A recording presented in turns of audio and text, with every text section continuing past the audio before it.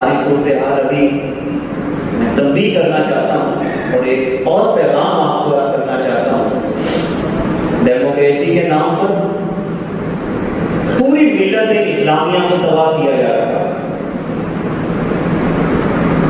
Election کے نام پر پوری ملت اسلامیہ کو مختلف گروہوں میں تقسیم کیا جا رہا ہے۔ میں آپ سے ہاتھ جوڑ کے یہ کہتا ہوں، خدا ان اپنے نام نہاد لیڈروں کے پیچھے اپنی محبتوں کو، اپنے باقی پیار کو، اپنی برادری کو، اپنے بھائی چارے کو داؤ پہ مت لگائیں۔ دشمن ہے ہمارے، میں بڑے واضح لفظوں میں کہتا ہوں، مجھے اس کہنے میں کوئی ہچکچاہٹ نہیں ہے۔ یہ میرے نبی کی سیاست نہیں ہے، نہ ہی میرے نبی کا دین ہے۔ میرے نبی کی سیاست نے اجڑے روحوں کو بسایا ہے۔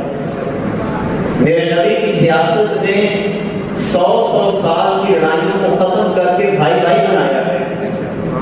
میرے نبی کی سیاست نے یہ اعلان کیا ہے المسلم اخو المسلم، مسلمان کا بھائی ہوتا ہے۔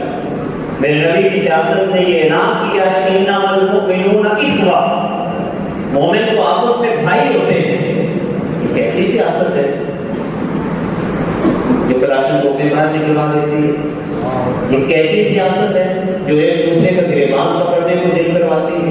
خدا میدان بدر کا میدان ہمیں وحدت کا پیغام دے رہا ہے کہ جب تک تمہارے ہاتھوں میں ہاتھ نہیں ملیں گے تم پر رب کی رحمتیں کسی بھی حالت میں نازل نہیں ہو سکتی۔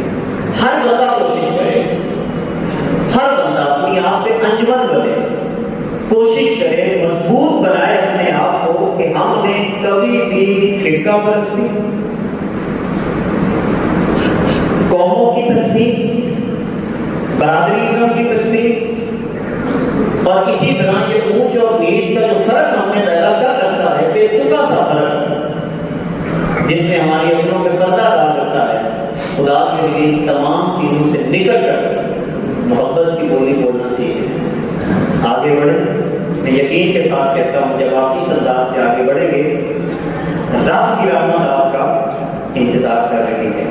تو آج کا یہ بدر کا موقع ہمیں بہت بڑا پیغام دیتا ہے۔ آج سے انکساری، محبت، پیار کے ساتھ آگے بڑھیں۔ رب الجلال ہمیں اس ماہ مقدس کی صحیح معنوں میں برتنے سے لیٹنے کی توفیق عطا فرمائے۔ صلوات اللہ تعالی علی حبیبہ محمد و آلہ و اصحابہ اجمعین۔